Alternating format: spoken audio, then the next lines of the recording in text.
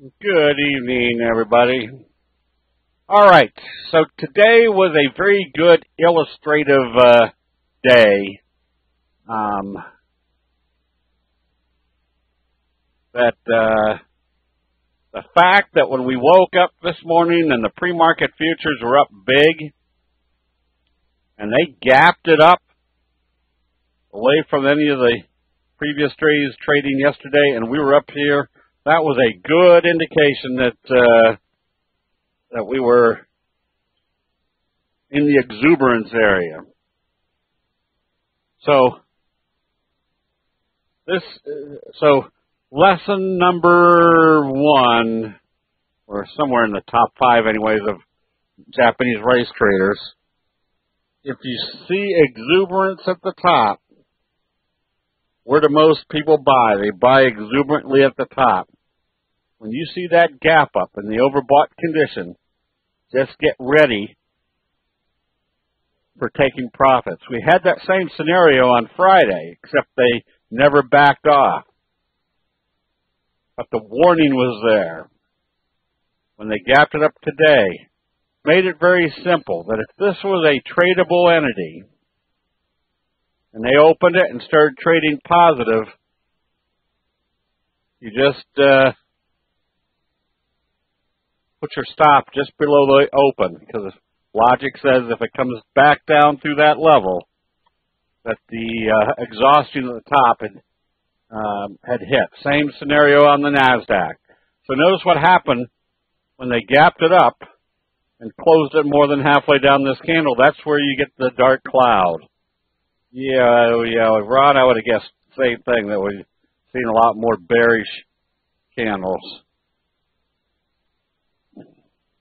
And the transportation index was off 146.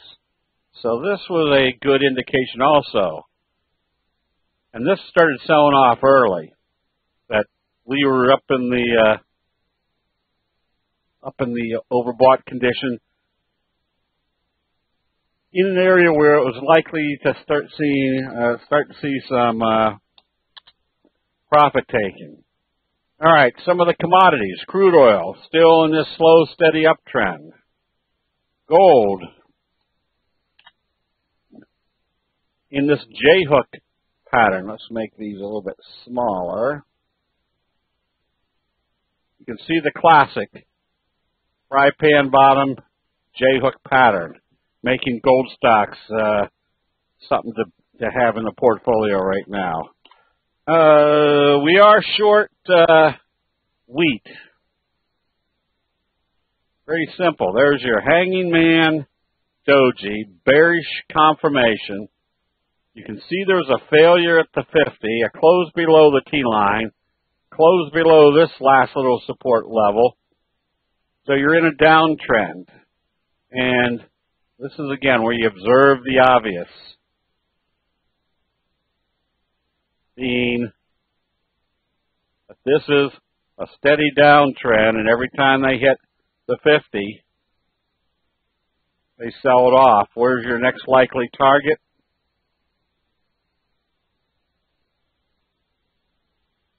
Right down in this area. The opposite was that soybeans started with a bullish engulfing signal, and notice there's kind of you could draw a trend line pretty much right down through the bottoms. Good likely possibility of heading back up to the 200-day moving average.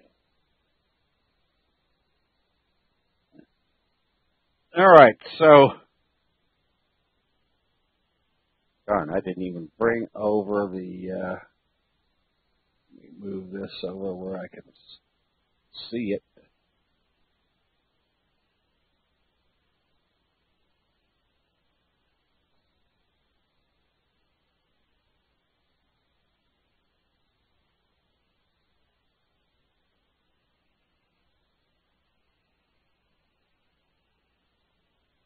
Yeah, there wasn't too many things holding up very well today.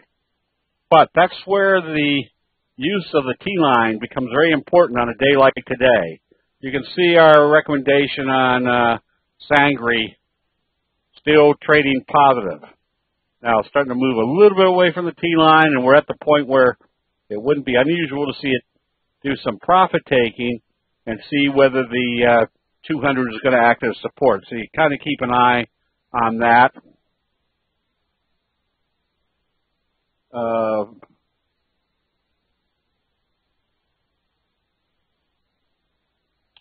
Nope, that's not what I want to do.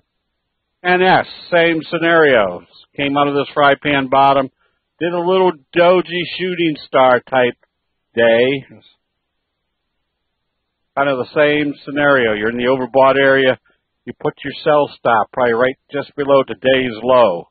If it comes back down through there, more than likely it's coming back to test the T-line.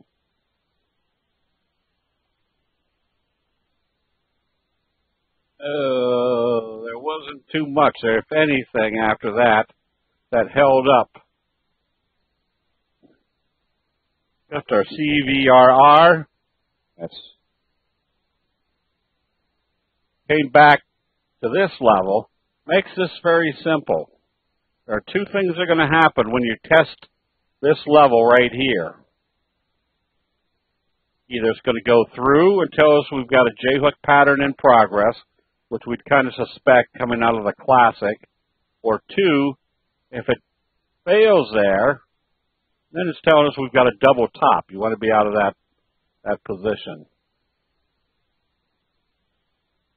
All right, some of the biggies.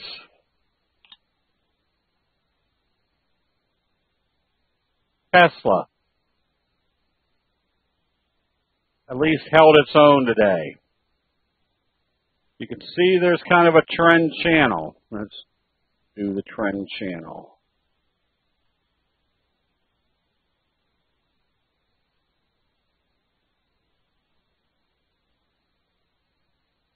So let's see if they can get it back up to this level. It's held up well today when the market started to reverse. Netflix backed off, but if you're long, based upon our doji sandwich breakout, start getting ready. You're in the overbought area.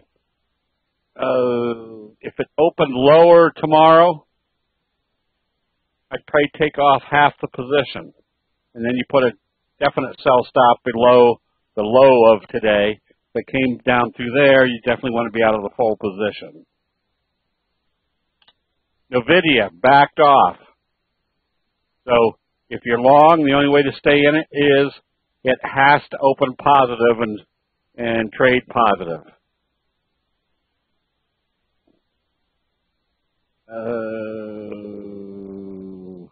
Amazon was that way to take profits in the overbought area. When it gapped open and started trading positive, you immediately put your stop at the previous or just below the open. On the other hand, if it had opened here and started backing off, you put your stop at the previous day's close. Because if it has enough strength to come back down through that level, the sellers are in control. Apple at also a relevant level, like right here, that you can perceive as being the resistance. Well, when it opened positive, the fact that it came down and closed as a bearish engulfing signal and right back into this trading range makes it very simple. If they open this lower tomorrow, if you're long, you close it out immediately. It's telling you this has become the strong factor, the resistance level. The golds are acting well.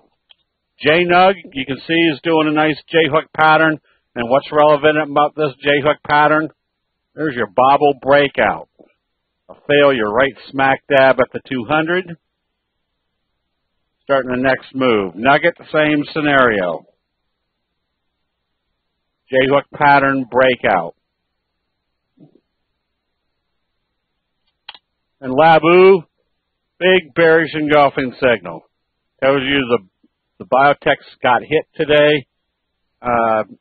If you're trading Labu, again, your safety stop once you were back up in the overbought area would have been at today's or yesterday's low. What is today? At Friday's low. Definitely want to be out with a bearish engulfing signal in or close below the T line. So Goog is one of the biggies. Also, that same scenario that you would have put a stop. Now, to stay in it, it has to open positive and trade positive. If it opens lower, it's coming back to test the T line. So you have to decide whether you want to close out the position and get back in, or just stay with it, watch to see what it does at the T line. Okay, so there wasn't a whole lot out there, but there were some good chart patterns still in existence. For example, MLCO. That's a very viable trade. When I say this is a very viable trade, we're going to probably go through 20 charts that have good trade setups. And the feedback I get all the time is, well, shoot, there's so many, how do we pick out which ones to go after? And that's what we're going to be doing in early February. We're going to go through probably about 7 or 8 of the most, reliable trade patterns. One of them, obviously, is a hammer or a signal off the 50 with stochastics in the oversold area, and then a gap up. Where do you think the next likely target is going to be?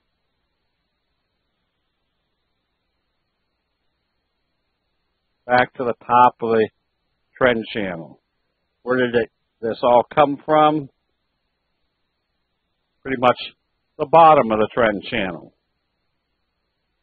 So it's not like, oh, this is magic. We can see there's a trend channel. Everybody and their brother can see that there's a trend channel. We just have the benefit of seeing what type of signals they do at the bottoms and the tops of these trend channels, making it that much more convincing to get into these trading channels that much earlier.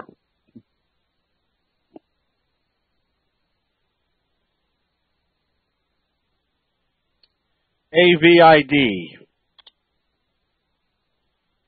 Slow curve, little doji sandwich. You can be buying this one. Very simple. If you're buying on positive trading tomorrow, you don't let it close back below the 50 or the T line. Vladimir, how are you doing tonight? It must be cold out there in that North Country. SJT. Another one that has a relevant breakout. You can see where there's kind of a resistance level. And not only did they break out, but they did a best friend signal, gapping up through that level, telling us there's a brand new dynamic in this one. MYSZ, there's your kicker signal. You usually don't follow a $2 stock, but the percentage move on this one, just coming back up here, could be about a 35-40% real quick, meaning in one day. ETE, J-hook pattern. This one you can be buying with the expectation of moving up to this level and then watch to see if wave 3 of that magnitude breaks out through that level. VITA. Here's your bobble setup. Fry pan bottom, J-hook pattern, and what's relevant about all this? Failure at the 50, a hold on the T line. Definitely want to be a buyer of this one on positive trading tomorrow. What would be your next price move? Probably the same magnitude move as this right here. taking you up into about the $45 area. Colleen, yes, these are all taped.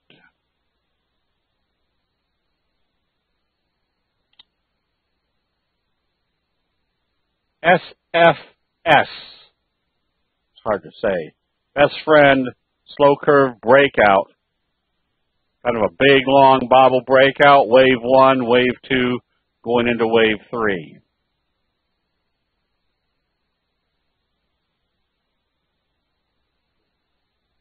And I know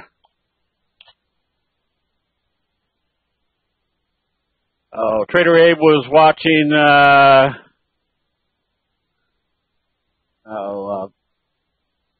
Archon. This is the type where if you see a huge, spectacular move, if you are fortunate enough to be in it, or if you decided to buy it in here somewhere, this is where you can easily go to your 10-minute chart and see what you should be doing.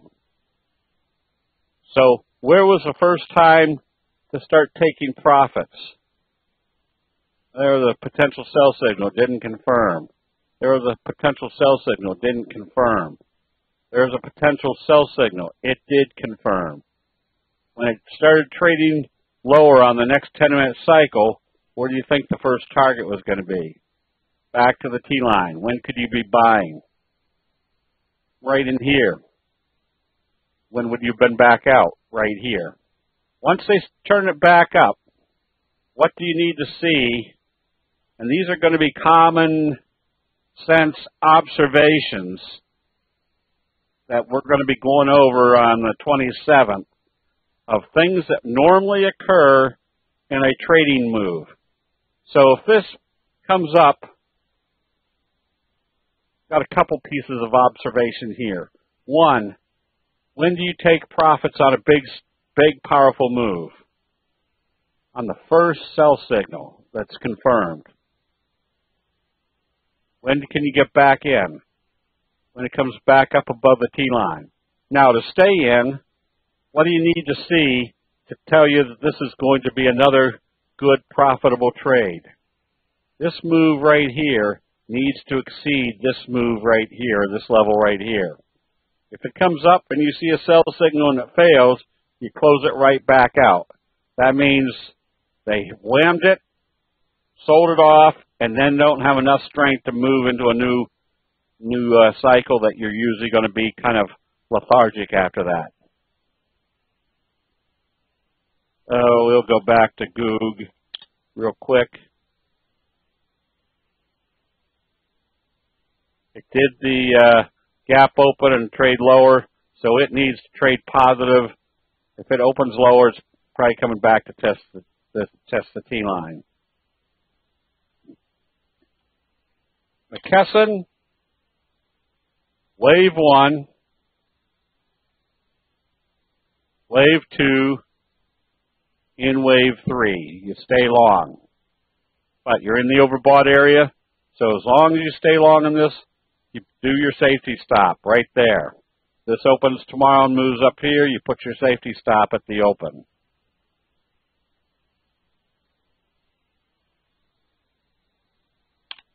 SRNE, J-hook patterns.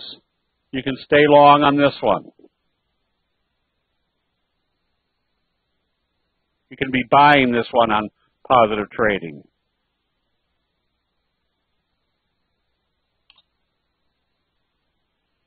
There's your island reversal.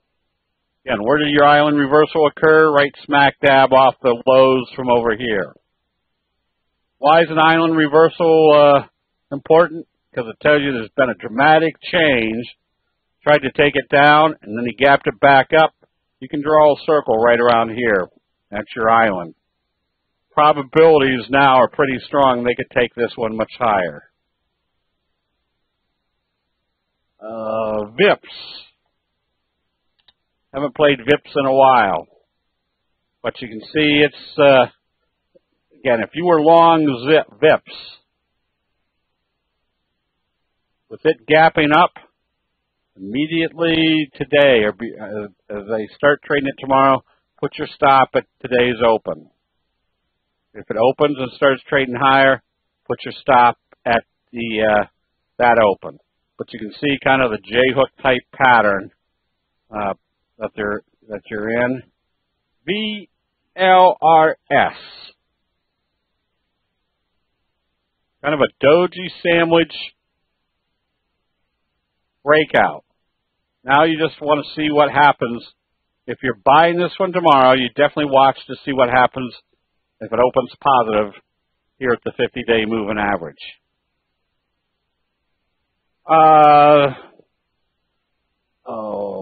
I forget who emailed me. Somebody emailed me this past week saying they have a hard time with all the picks of deciding when to get in. There's one basic function. Not every pick that is going to work. It's still got to have the criteria that next day it opens correctly, meaning you don't want to see it open way down. If we were going to be buying this one tomorrow in positive trading, we don't want to see it open down here. That tells me the bears are still in control or the bulls aren't in very much control. So you don't have to buy every pick. And that's why we do kind of a methodical portfolio management with 10 positions. There might be a day, each day, you might have a position out of your 10 positions that's ready to close out if it opens lower the next day. Well, if it does, you don't have to sit there wondering what to do. You close it out. That could be, but yeah, now you want to see whether it's going to break that history run. Now I forgot what I was saying. Oh, man. Oh, so if there's 3 picks the next day, and you've got one in your portfolio that you're ready to close out, you don't have to worry about 3 picks. You look to see which one of those are opening up the best so you can fill up that spot. So just because there's 3 picks put out doesn't necessarily mean you have to be buying any of those 3 picks or all of those picks. Those are ones that look good, and it's more for illustrating why they look good and why you should buy them if they open correctly. But more so, if you have positions in your portfolio and you can analyze that they're all looking good, the next 3 picks are just for people that need to have a pick the next day. You don't have to worry about jumping into any one of those. Now, what you can do is that anytime you're analyzing your portfolio and you've got a few that look iffy, meaning they've moved, you got some good profits in them, they're starting to roll over a little bit, they look iffy, and then you've got 3 picks that look good, there's nothing wrong with taking your profits because it's starting to look iffy and move into a position where the probabilities are much greater that you're going to make a lot more money with one of those trades. So I'm saying all this because somebody was worried about trying to get into all the picks. No, you just get into the picks that I don't know why I can't get that one. Just use the picks to pick out which ones and just for that day. Richard, no, picks are picks to be watched for a few days. There'll be a lot of times where a pick looks good and it's recommended on positive trading. Well, it doesn't open positive that next day. But that doesn't mean that changed the reasons for getting into that stock. It might be the next day that the bulls start coming back in. So if you see a pick and you're watching it and you've got it on your watch list and it doesn't open properly or do anything that first day, keep it there for a day or so. Because the reason it was being picked in the first place or recommended in the first place is because it probably did a strong buy signal. Just because it's a strong buy signal doesn't necessarily mean the next day it's going to take off or continue in the right direction. It might be the next day or 2 or even 3. So Somebody had pointed out PRGS the other day.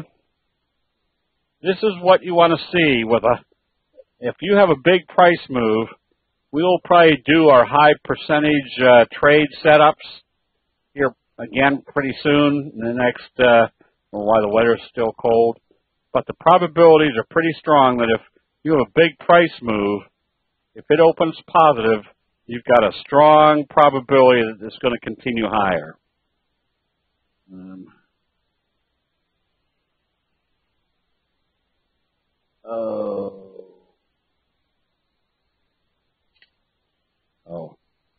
MGM. Another case where a breakout occurs is relevant. If we can draw basically a line right through here, and they broke out, that tells us there's a new dynamic in that price move. So even though it gapped up today after just breaking out, you're probably a little bit more lenient. But the same scenario, if you're in the overbought area, just as a safety factor, you put your stop at the open of the previous day. Golds are working well.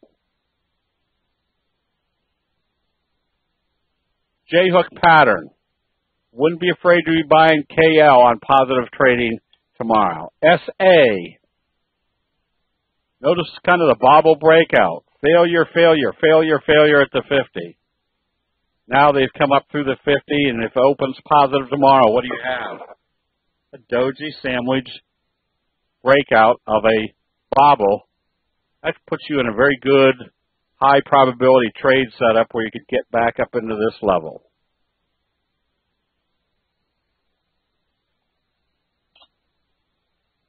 And BVN, another J-hook pattern. Notice how they started this next up move, kind of your little best friend. Where would we anticipate it moving to? Well, breaking out through here and possibly coming up into this area, which if it's up here, what's that kind of correlate with? Wave 1 and wave 3 being the same magnitude. If wave 3 is less than wave 1, does it have any implications on any future move?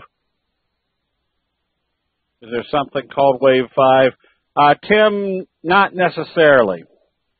Wave 3, with a high degree of probability, will be equivalent to wave 1. Now, that's just kind of a rule of thumb. However, that's the potential. What is the main criteria for any price move? That if you see a sell signal, you sell it at that point. So, this is almost, I would guess that was pretty close. But here's another case where the next wave is starting, but the bearish Harame told us, it may not get to the next price move. So a wave count is based upon normal human reaction. Wave 1, wave 2, wave 3. Now, Elliott wave does have wave 4, wave 5. Go to 5. I know he's also got wave 6 and wave 7. But he even said that these were not anything set in stone as far as the numbers. But they were common occurrence where you had, was it wave 1, 2, 3, 4, 5, and then a pullback wave of an A, B, C before the next major move starts up. But we're not that, we don't want to be that, what do I want to say, sophisticated. If this is wave 1, this is wave 2, and it goes to wave 3 and pulls back, now it turns into this becomes wave 1, this becomes wave 2, and then we watch to see what happens in wave 3. So we're only using the wave count to see what's going to happen on our next price move. We're not going to be holding it through all the waves because when it hits the top and sells off on that wave, we're ready to take profits and move on to something else. That was BVN.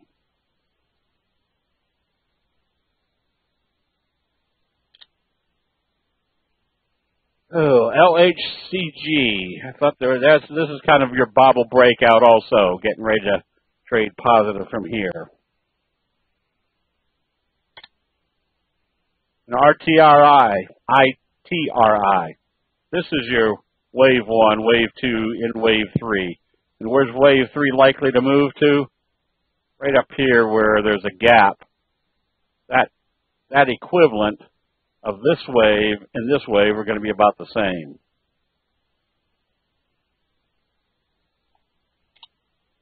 Nautilus. There you can see, this is what you call your McMuffin. McMuffin, very easily to identify. There's your morning star signal. Then there's your doji sandwich, or basically your morning sandwich, a McMuffin. Now, what can you assume wave measure equals potential price move? Yes. Yes. But it's not an exact science. That's where you're kind of anticipating. That's your range or your potential move. But once again, when you get into that area of where wave 1 and wave 3 are about the same, that's when you start watching for your reversal signals. So it's just giving us a little bit better alert. Anytime we can use something to tell us when to start watching for a reversal signal, just makes us a little bit more sensitive as to when a sell signal might be showing up, whether it's at a resistance level or end of a wave or a Fibonacci retracement. Anything that we can utilize to show us that this might be an area where we see a sell signal, we're just a little bit more conscious of the sell signal in that range. So McMuffin is a combination of the Morningstar signal and the doji sandwich or the morning sandwich. But here's the credibility of this signal. First of all, we know that a Morningstar signal confirmed is one of the 12 major signals, more upside. We also know that a doji sandwich is a signal pattern that confirms that there's going to be more upside. So when you combine the two, the probabilities of more upside is extremely strong. Now on the short side, this is why we always have short positions in the portfolio. GameStop with that doji gap down and the fact that they did not hold this area. When somebody asked about it earlier today, whoops. Ooh, I think even, I don't want to do that. It was kind of resting here. The fact that it went through that level tells us there's a gap to fill right here, plus this target.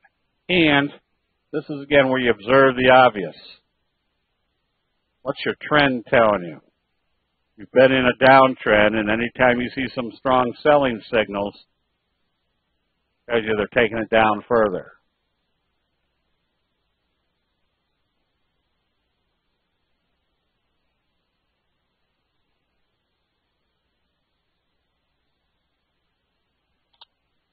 SIEB, slow curve. It's sitting right here on the 34. But notice it gapped down a little bit after failing. You can see the little wedge right here. So where's your next likely target? Probably the 50. Now, if this really goes bad, where's your next target from there? Got a gap down here that kind of coincides with the 200. Now, will it reach there? Who knows?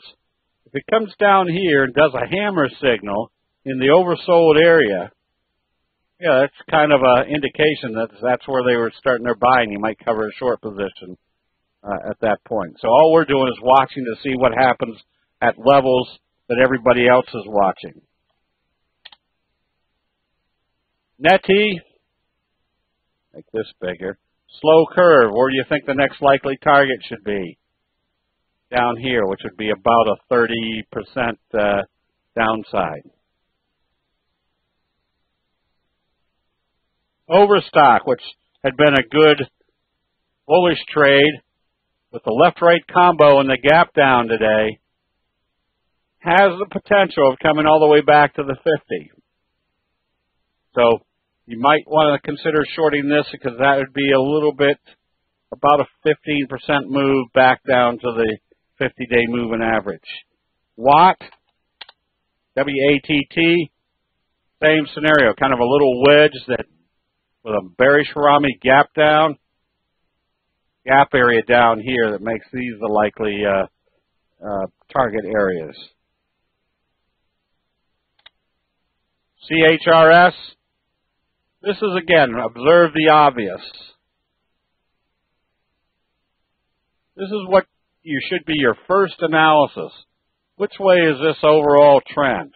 Obviously down.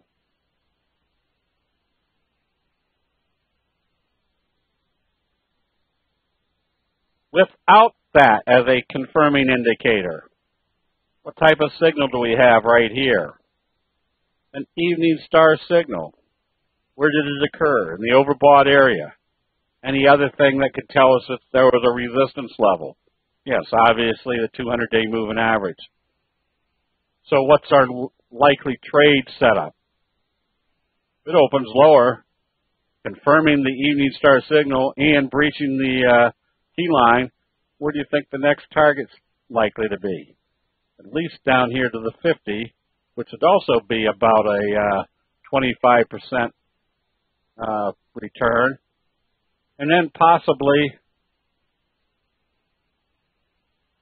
even lower down into this area. So what creates the probabilities of this being a good short trade? Because it did an evening star signal right smack dab at a major resistance level. Now we can calculate whether it's a worthwhile trade on the short side or not.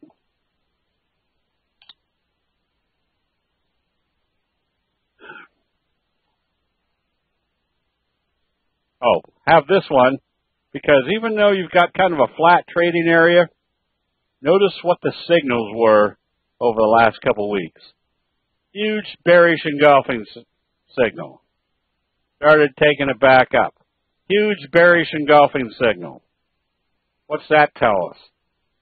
The bears are probably winning this debate. Is it at an important level?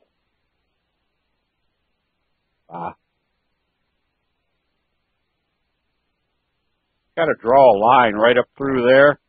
Your support level. If they open this lower tomorrow, what's that telling us?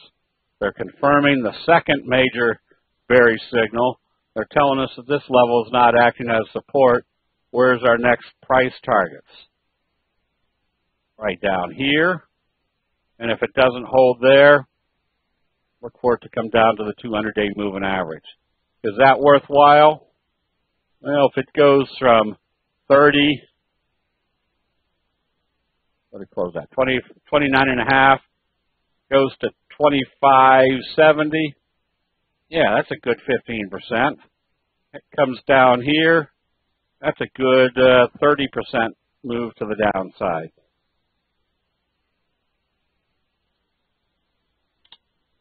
And ZGNX, observe the obvious. Bearish engulfing when they tried to come back up through the 50 and failed. That tells us we might have a blue ice failure, which means where's our next possible target? Down here at the 200. Is that worthwhile? Well, if it goes from 35 down to 22, I can figure this out. That's a good 40% downside. So anyways, today was a good day to show the example that if you're gapping up in an overbought condition, one of the first lessons that the Japanese rice traders tell us is where do most people sell? They panic sell at the bottom. Where do most people buy? They buy exuberantly at the top. And how do we know when the exuberance is coming in? Well, first of all, the magnitude of the candles formations. Or, if they start gapping up in an overbought condition, you start watching for a sell signal. Okay, I guess with that, Are there any general questions on candlesticks?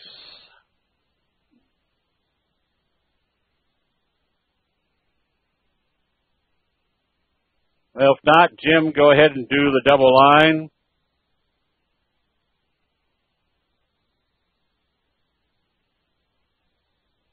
And in 2.6 seconds, do the next double line. All right, let's go back up here. Gaps. Gaps, again, notice when it came up, pulled back, had a sell signal before they could get back up into new territory. If this opens lower tomorrow and you were long, you should have been out today with it closing back below the T-line. I wouldn't necessarily go short, but I wouldn't be long right now. AMP, you can get ready to buy this one, but you want to see good strength coming off the T-line.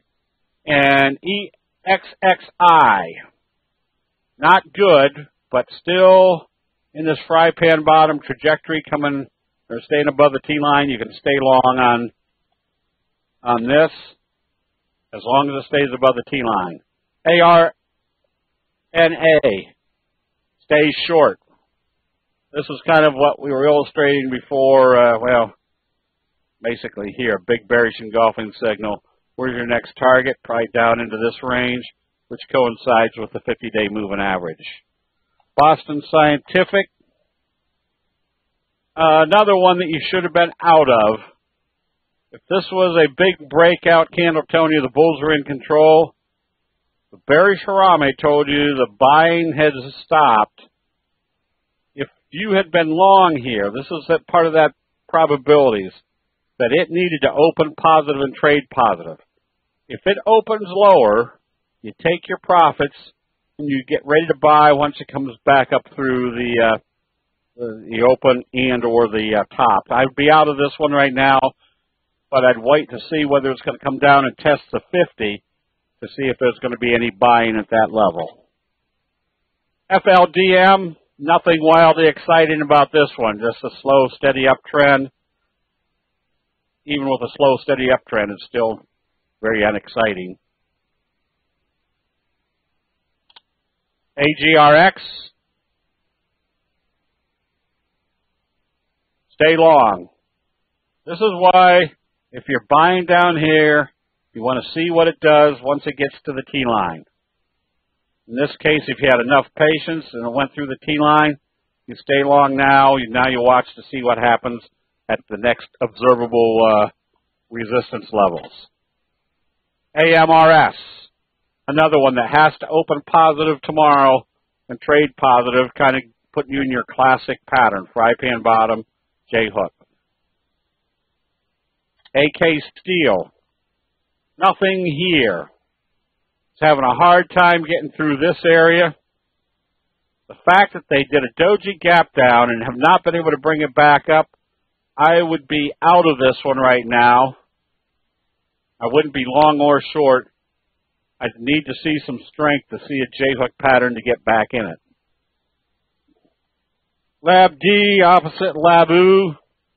You can get ready to buy this one on positive trading, breaking this downward trend channel and also confirming the bullish engulfing signal that came up through the T-line.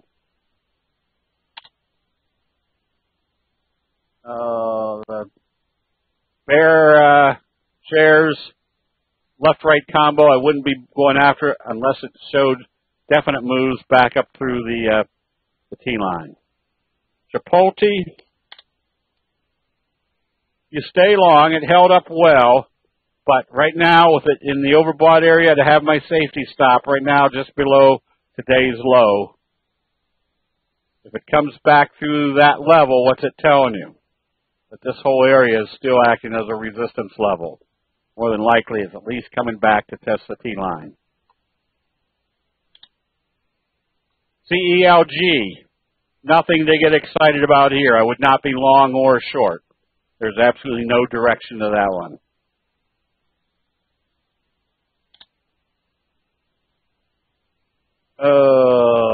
United Diesel Fuel, or were you looking at United Health Group? That one you can stay long. United Diesel Fuel. Nothing there if you're trading that.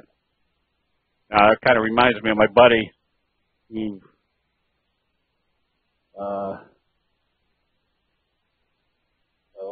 lost his job in South Carolina years ago because the textile industry was closing down because it was all being shipped overseas. So he got laid off, and he had his brother that they had working there also, who his brother wasn't quite all there, but this is courtesy, they gave him small jobs. So when the new company came into town, he went and applied for a job, and his brother was with him, so afterwards they brought his brother in the interview. Well, it turned out that his brother got the job, and he didn't. And he goes, what the heck? How did my brother get the job and I didn't? And they said, well, he seemed to have the qualifications. And he goes, what do you mean? He goes, well, he said he was a diesel fitter. And we're more of a technical manufacturing company. We need people with his background. And my buddy said, well, do you know what a diesel fitter is? And they said, no. So, well, when I was working in the textile business, I was sewing the elastic on female underwear. So every time I would finish one up with the elastic, he would take it and put it over his head and say, diesel fitter. Anyways, that's all right, Johnson & Johnson.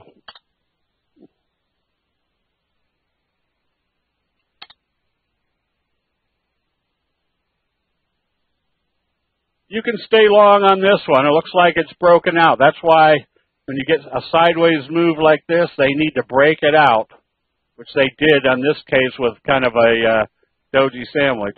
You stay long, but use the protective stop at today's low. ITUS, just stay long. Also use today's low as your stop. Mark has to open positive. You can see the shooting star type formation. It has to open positive tomorrow to stay in it.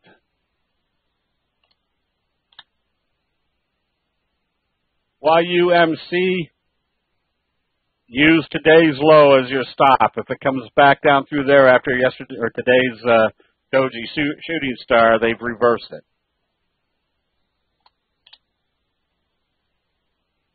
RYB, that's a good looking little chart. Slow curve, first target, second target. NOG, oh, you stayed above the T-line. It has to stay above the T-line to stay in it. What's your stop just below the T-line or today's low? That would tell you the selling has picked up steam. All you can do right now is stay long on OLED as long as that 45 degrees stays in place. Now, as a safety spot, you can put your stop below the today's low. To be a little bit more longer term, you put your stop just below the T-line. Citigroup, nice little slow curve, fry pan bottom breakout. No, not a breakout. It opened. Get ready to close this one out if it opens lower. That tells you that they aren't breaking out of this fry pan bottom. And CENX has to open positive tomorrow. If it opens lower, you've got the potential of a bearish flutter kicker.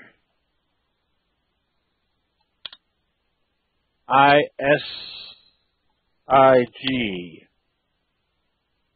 That one looks all right, but it better have a lot of volume.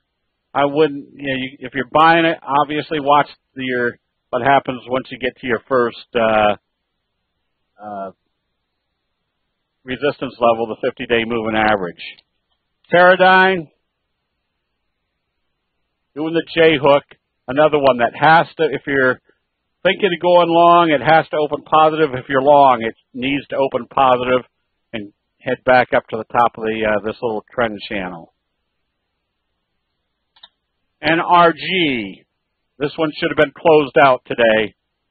I'd be more apt to be ready to go short because you had a bearish engulfing, and you've got this wedge formation. So you're going to watch to see if they break out through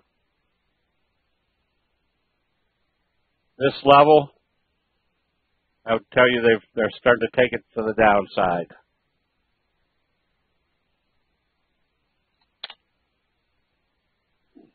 Slow curve, expectation is up here, safety stop is right here. Boot had been a good steady eddy, still a decent steady eddy. I would just stay long on this one.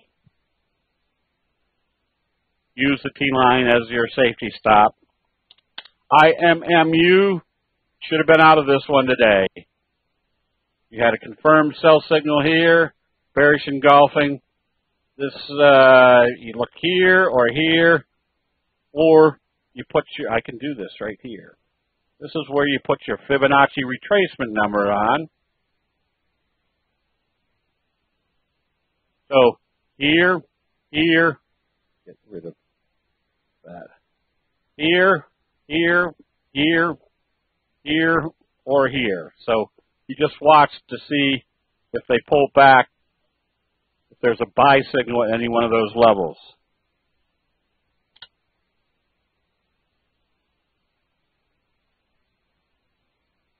Oh, if you like this, you better make sure there's big volume in it. You still need to break out through this level right here. So if you're long, you stay long. Just watch to see what happens at that level. Merck.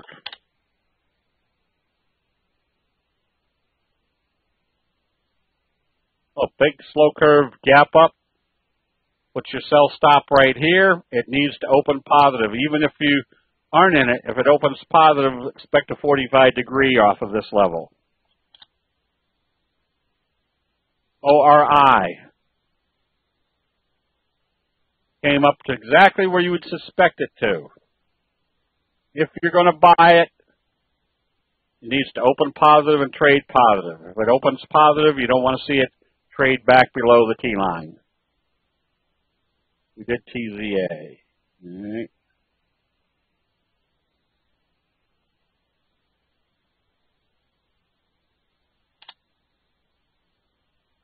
XON,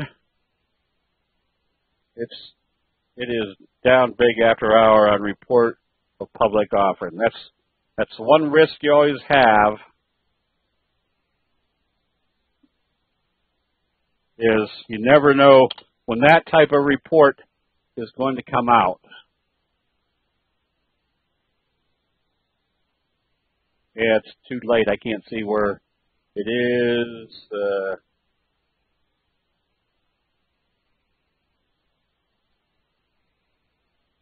Yeah, if it opens lower, close it out and wait for the next buy signal. Lulu. Yes. Logical spot is at least back here and then back to fill the gap.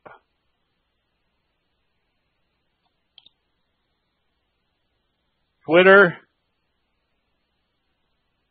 This one you should have been out of today. Coming out of a fry pan bottom, it should have been breaking out. When you have a bearish engulfing signal at the breakout level, it's telling you they aren't breaking out, close it out and wait for the next buy signal.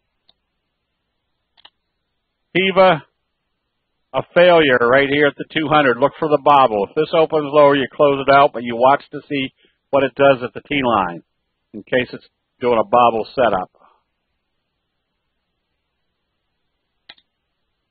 EVH has to open positive tomorrow to stay in it. DVIX.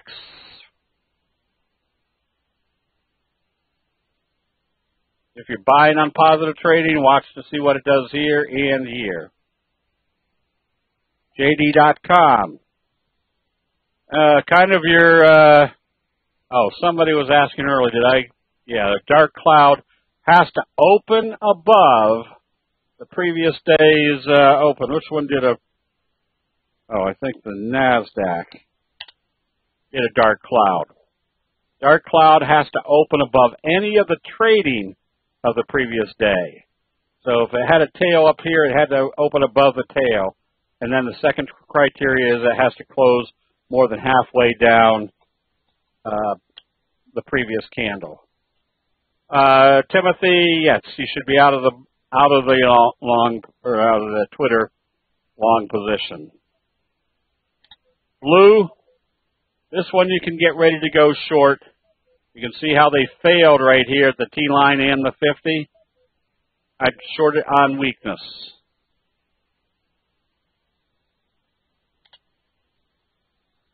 LRCX.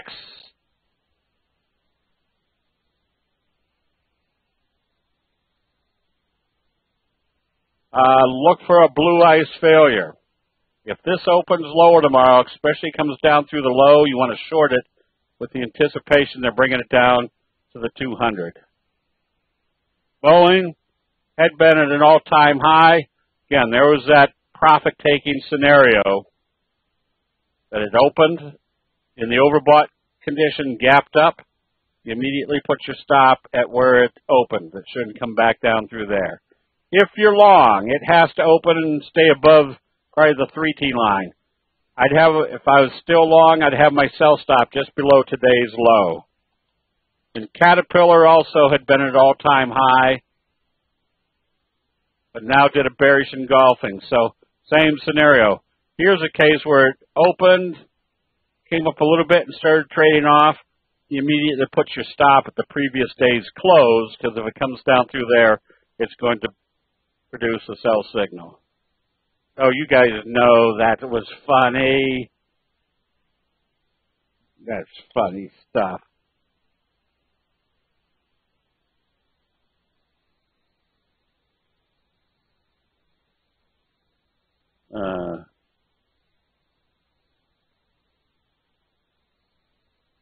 Let's see. A flutter kicker. I can't remember which ones were the flutter kicker. Flutter kicker is a bearish candle there. Then it gaps up above the previous day's open, does a doji, and then we know the simple rule of a doji. If it opens positive after the doji, then it's going to move positive, usually creating a bullish candle. So if you took out that doji out of in between, that little flutter, you essentially have a kicker signal. Oh, Viva, get ready to short this one.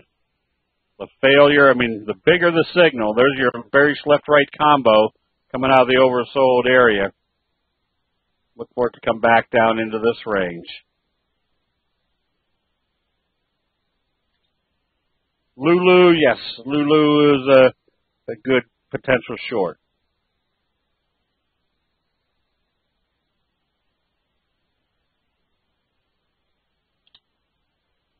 Oh, Pashal.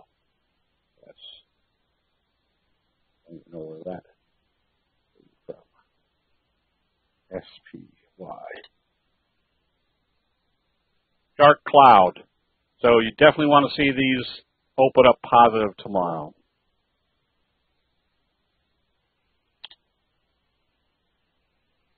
New Star. Stay long, but the doji in the overbought area, a little gap up. Use either yesterday's close or today's low. If it comes down through there, you want to close it out. Intel, it won't make you a whole lot of money. It's one of the major institutional traders, which means it doesn't move around a big percentage.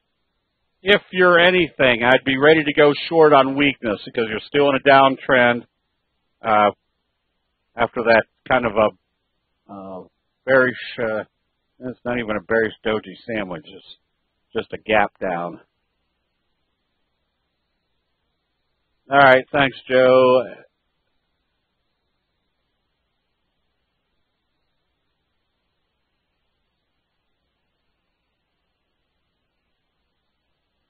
That's tomorrow night, Colleen. Tomorrow night we'll be doing the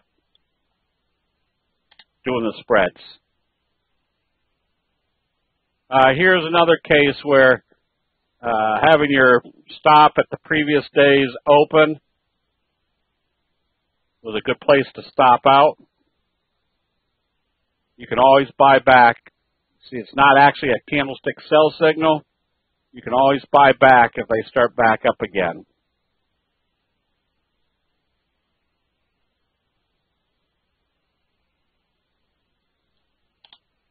Oh, yeah, Diane, I tell just funny jokes and don't know what to say. Bed Bath & Beyond. Morning Star signal. Nah, not quite a Morning Star, but the buying right here off the 50. If you're long, it has to open positive and trade positive. If it opens lower, it's coming back down to test the T-line. If you had one or two signals to search on for tomorrow, what would they be? I don't know, Carol, with the market being the way it is. I'd be more apt to, more than likely tonight you're going to see two long picks and two short picks. Because since we don't know what they might do from here, if they open lower, we know that at least they're probably coming back to test the T-line. That's why it's important to learn the different scanning techniques so that you always have a supply of more stocks than you'll handle, and you always want to know if the market opens lower tomorrow, you want to have a couple short possibilities. If the market opens positive, you continue to go with the long. OMI, good fry pan bottom, you just stay with it. Tomorrow will also be taped, yes.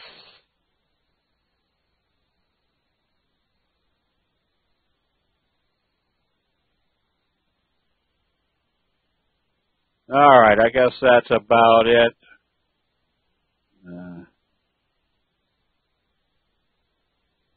Thank you, Jason.